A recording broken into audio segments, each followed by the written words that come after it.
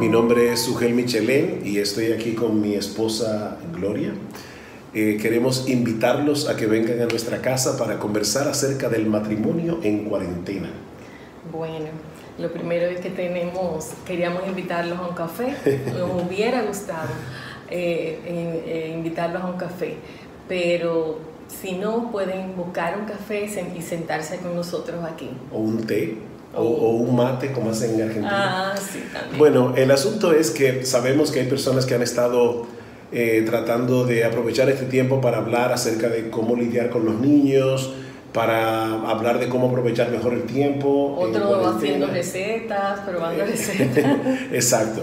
Pero nosotros queremos concentrarnos de manera particular en el tema del matrimonio. Mi amor, ¿cuánto tiempo tenemos tú y yo juntos? ¿Se te olvidó? No, no esperaba esa. No, se me olvidó, no, imposible.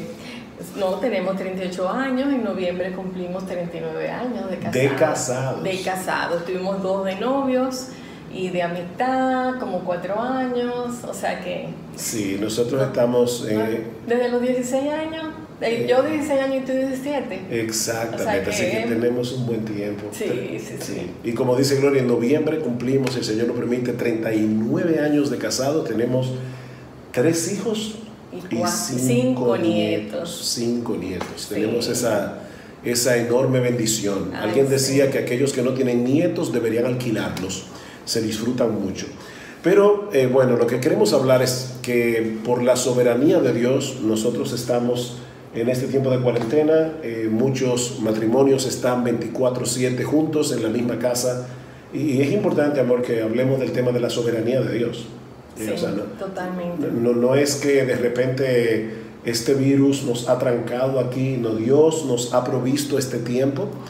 Y de lo que nosotros queremos hablar es que puede ser un tiempo de muchísima bendición y también puede ser un tiempo que destruya matrimonios si no saben aprovechar esto de una manera bíblica, de una manera apropiada. Así es.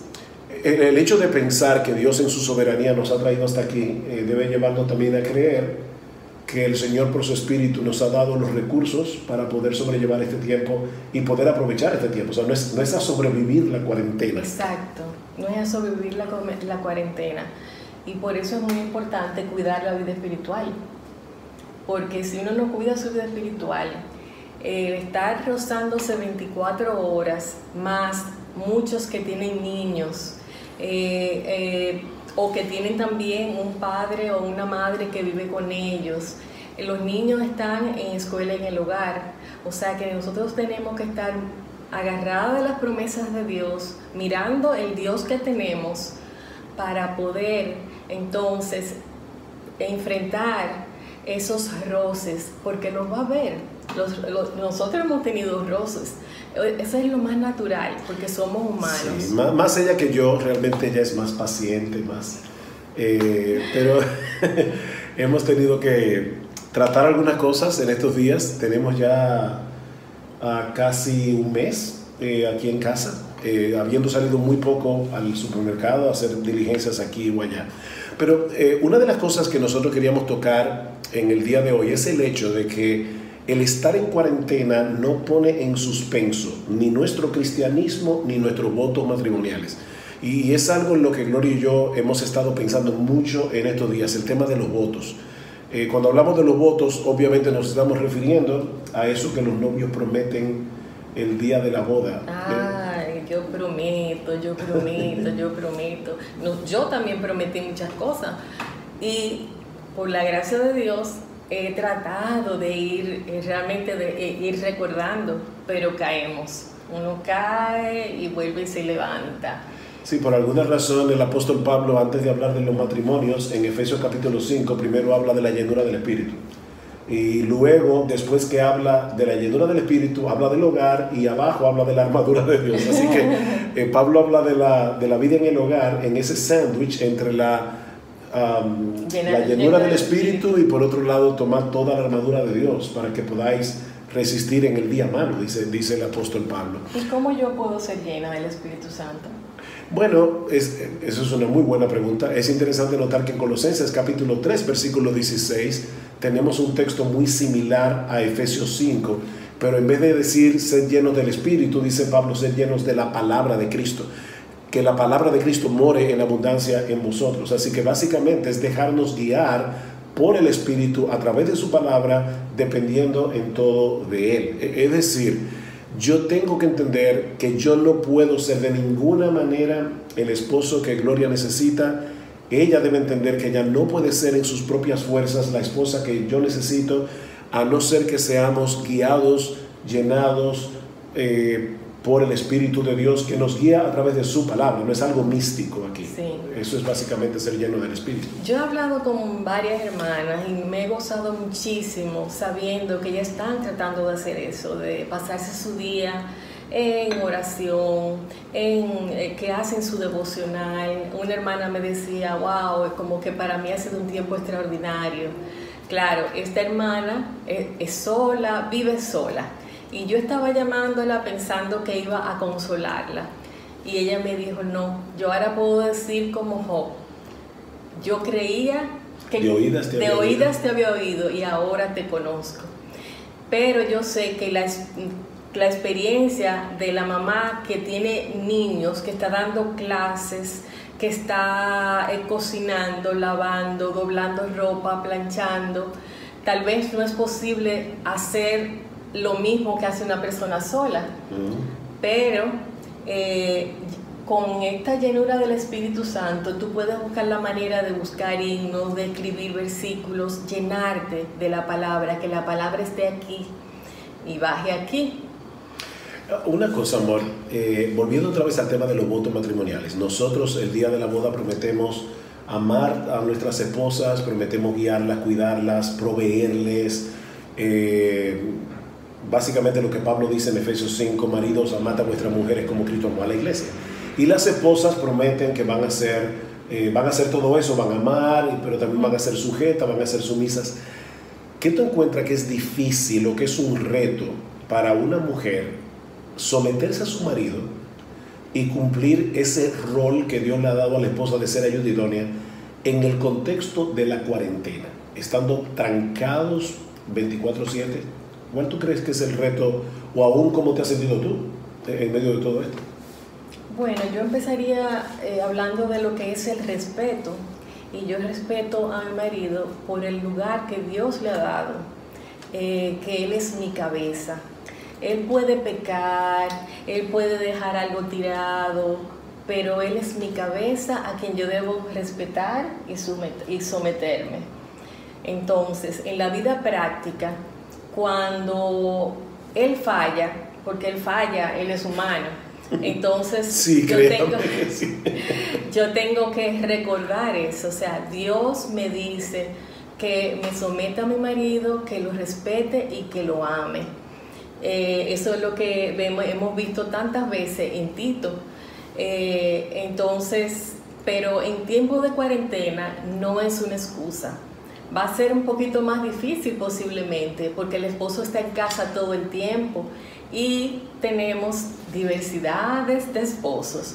Ayer nos reunimos con nuestro grupo pequeño y gracias al Señor esos esposos estaban fregando, lavando platos, ayudando con los niños.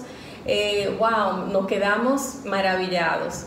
Pero sabemos que no todo el mundo es así, que hay esposos que son más latinos, que tienden a esperar ser servidos todo el tiempo. Tienen el síndrome del príncipe. Sí, entonces al príncipe hay que servirle, llevarle el café, llevarle el agua, buscarle la ropa, y entonces uno puede sentirse irritado cuando ya de por sí uno se siente presionado con todo el trabajo y con que uno está lidiando con una incertidumbre. Sabemos que Dios es soberano, pero las noticias están ahí, aunque yo trato de no estar demasiado en noticias no hay necesidad.